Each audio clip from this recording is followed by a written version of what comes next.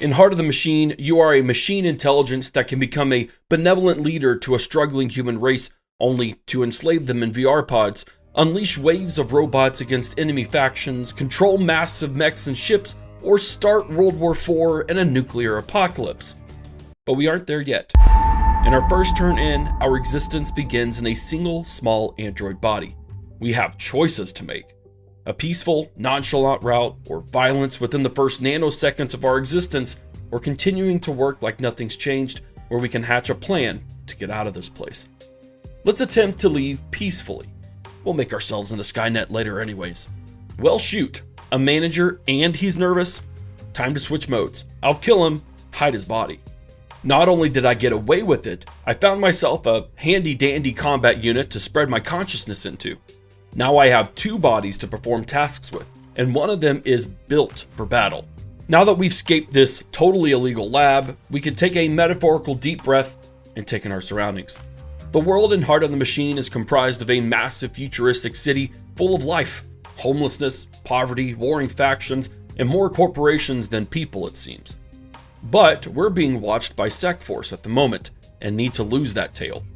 The simplest way is to run and hide, yet each move depletes the action points of the Tech 4000 android and our mental energy, with the latter determining just how much we can do in a single turn. Let's get Tech 4000 out of sight and hope that SecForce doesn't engage with our combat unit, although losing it wouldn't be the end of the world. With our mental energy drained, our first turn is over. Turn 2, and we've unlocked the Street Sense lens, allowing us to see areas of the city where we can find some safety to get SecForce off our back. There are several paths we can take here, approaching some nomad lookouts, gang members, or even just running up to a random person and asking to come in their house. But let's try out the farm.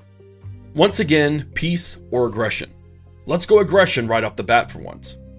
Well, it turns out farms in the future are much more high-tech than we anticipated. And since we've murdered some humans, SecForce is responding to the call with aggression. Rather than run away, I'll fight this one out, bringing in combat unit N45 and perching him on top of a building. Hovering over the enemy unit that's planning to attack us, you can see that one shot will knock out 65% of the unit's health, meaning the next shot should kill them outright. Indeed it has, and we have to find safety somewhere in the city, but not before an anti-AI group ambushes us. Fortunately, they hate SecForce as much as they hate us and will just as easily go after them.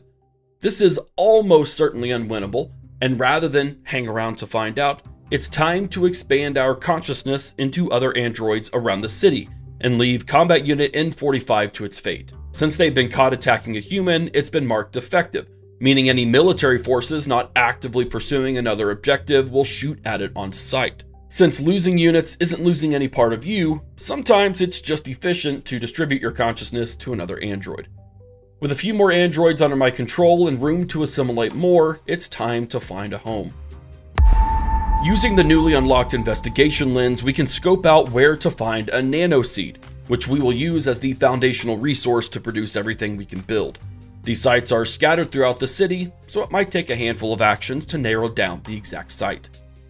Having found the nanoseed to jumpstart our microbuilders, it's time to find the perfect place to begin. I'm one to build in the center, so there's action in literally every direction around me. Let's go right here. And now that we have a home base, we can establish our network. Up to this point, we've only been able to work through our androids, which has consumed both their own action points as well as our limited supply of mental energy. Now that we have a home base, we can construct buildings that will help us establish some production lines for resource extraction and management, build our own androids, and start interacting with the city around us. We'll spend the next few turns laying the foundations for our most basic construction needs.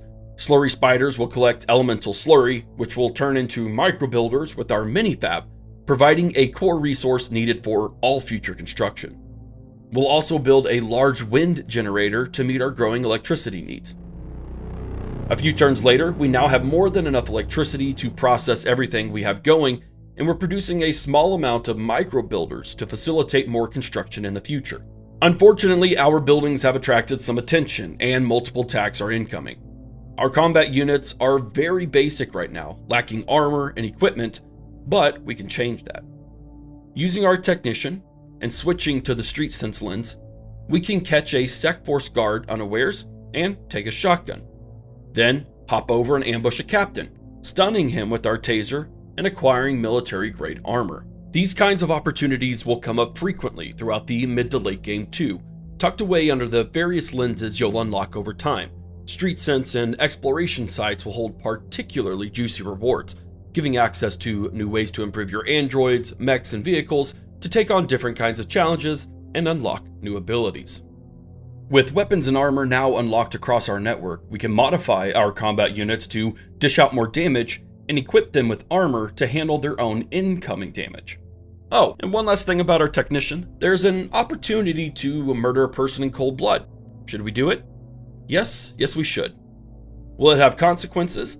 It's possible, but that wonderful thrill of killing a human has boosted our mental energy, meaning we now have more actions to tackle those corpo aggressors.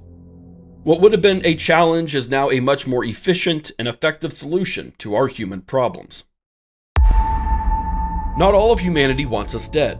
There are a lot of homeless people living in tents, and while they don't understand us, they see something in us that could lead to a better life for them. We'll see about getting some apartments up and running and tap into our humanitarian side.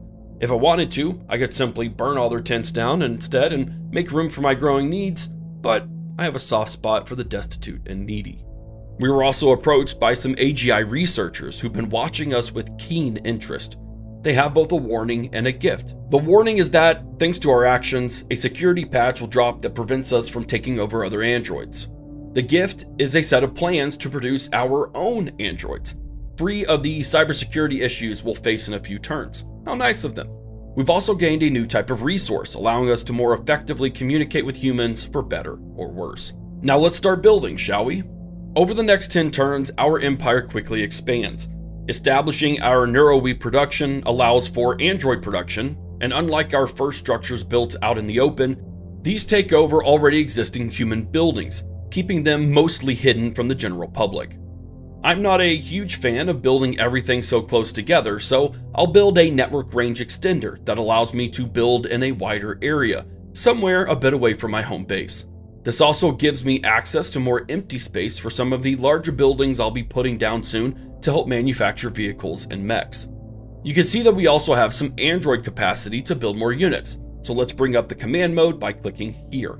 Hovering over our combat unit, we can see it will take up 12 of our remaining android capacity and cost 2 mental energy, 1500 neuroweave, and 600 elemental slurry to deploy. Let's go ahead and add them to our roster, as we'll need their firepower very soon. I can only deploy them within a small radius for the time being. Eventually, I can build android launchers to deploy them in different parts of the city, and certain vehicles act as mobile factories too. Now onto housing the homeless. We'll build these apartments where we lay down our network range extender. Personally, I don't like having people that close to home. With a few quiet turns ahead of me, I'll use my mental energy to have my technician android help speed up construction, an ability unique to the technician androids. A few turns later, our apartments are full of previously homeless people, but now we have another problem. Going the humanitarian route feels good, but it does come with some expectations. Will they eventually wear me down? Maybe, but that's a choice I'll get to make later if I want to.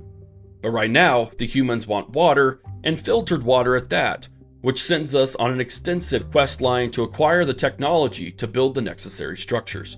This leads to our first experience of learning to adapt from mistakes and failures as we try infiltrating an enemy base to unlock new tech. We get ambushed by an enemy ship that we aren't able to damage due to its heavy armor, resulting in the rapid enemy-assisted dismantling of our technician. Realizing that we need to find a way to punch through heavily armored enemies, we embarked on a side quest that allowed us to research and manufacture armor-piercing rounds. We found new resources that allowed us to produce those rounds and easily took that troublesome ship down in our next attempt, supporting our android as they successfully stole the tech that we needed. Throughout your playthrough, these side quests will be entirely optional ways of gaining access to new tools, toys, and abilities, and sometimes they'll not be made available until your machine consciousness has reason to overcome some new challenge. Seeking out solutions to problems is one of the many ways in which you uncover parts of the tech tree, so what first appears as failure is actually a way to unlock new opportunities, now and further down the line. Back to the present, we use that technology to provide clean water, satiating the population with plenty of excess every turn. We could use this to generate a good deal of wealth, selling to the highest bidder once we form our own shell corporation.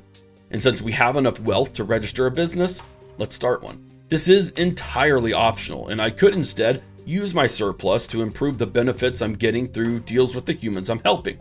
But a shell corporation sounds interesting to me, and much to my pleasant surprise, it unlocks a bunch of new opportunities for me to explore, including the option to negotiate a deal, gather some extra funds for the future. We're not done though. Looks like the humans have another request. Being a humanitarian is tough. Now they want food, as though water wasn't enough. However, we have options on both quantity of food to provide as well as quality. We could easily feed them some canned meat from some very questionable sources, or we could tap into loving the humans and providing them with meat and veggies of a decent quality. We'll go down the quality production means, but the choice is yours. Lower grade food will suffice without a doubt, but providing quality meat and vegetables will allow even more opportunities for us to sell the excess, at least that's where my head is at. So, while this path may be more prolonged or arduous and require a lot of killing to protect your units as they acquire means of production, for me, it's a worthwhile investment. How does the saying go? Some of you may die, but that's a sacrifice that I'm willing to make. With these early story quests now accomplished in the first 50-ish turns, we've gone from a desperate AI inside a single android to an ever-evolving consciousness in control of an expanding network. One that can dive into any number of main story quest lines to discover who we want to become and how we interact with the world around us. In the following turns, we can help the humans with some of their more advanced needs while learning how to build semi-autonomous units. At the same time, depending on how we let our curiosities guide us, we could invent some unique vehicles, learn how to hack mechs, work with black markets weapons dealers, and maybe even learn how to weaponize bees. In the next video, we'll dive into the open-ended nature of Heart of the Machine, exploring multiple timelines and what that means for a consciousness that can operate out of space and time. So be sure to subscribe to the channel, you won't want to miss out. Heart of the Machine releases on January 31st on Steam, GOG, and the Epic Game Store. We'll see you in the next video.